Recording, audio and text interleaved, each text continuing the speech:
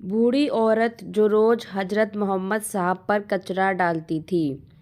हज़रत मोहम्मद साहब जब भी नमाज़ पढ़ने मस्जिद जाते तो उन्हें रोज़ एक ही बूढ़ी औरत के घर के सामने से निकलना पड़ता था।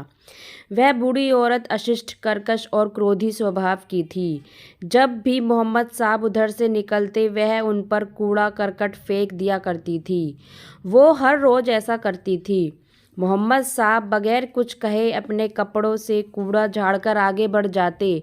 रोज़ की तरह जब वो एक दिन उधर से गुजरे तो उन पर कूड़ा आकर नहीं गिरा। उन्हें कुछ हैरानी हुई, पर वो आगे बढ़ गए। अगले दिन फिर ऐसा ही हुआ तो मोहम्मद साहब से रहा नहीं गया।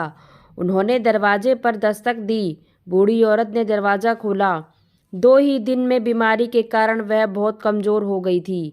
मोहम्मद साहब उसकी बीमारी की बात सुनकर हकीम को बुलाकर लाए और उसकी दवा का इंतज़ाम किया। उनकी सेवा और देखभाल से वृद्धा जल्द ही स्वस्थ हो गई। जब वह अपने बिस्तर से उठी बैठी तो मोहम्मद साहब ने कहा, अपनी दवाएं लेती रहना और मेरी ज़रूरत हो तो मुझे बुला लेना, कोई चिंता ना करना। बूढ़ी औरत रोने लगी।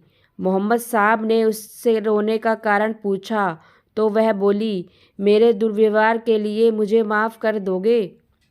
मैंने आपके साथ ठीक नहीं किया। वे हंसते हुए कहने लगे, भूल जाओ सब कुछ और अपनी तबीयत सुधारो। बूढ़ी औरत बोली, मैं क्या सुधारूंगी तबीयत? तुमने तबीयत के साथ साथ मुझे भी सुधार दिया है। तुमने अपने प्रेम और दया से मुझे सही मार्ग दिखाया है। मैं पूरे जीवन तुम्हारी एहसानमंद रहूंगी।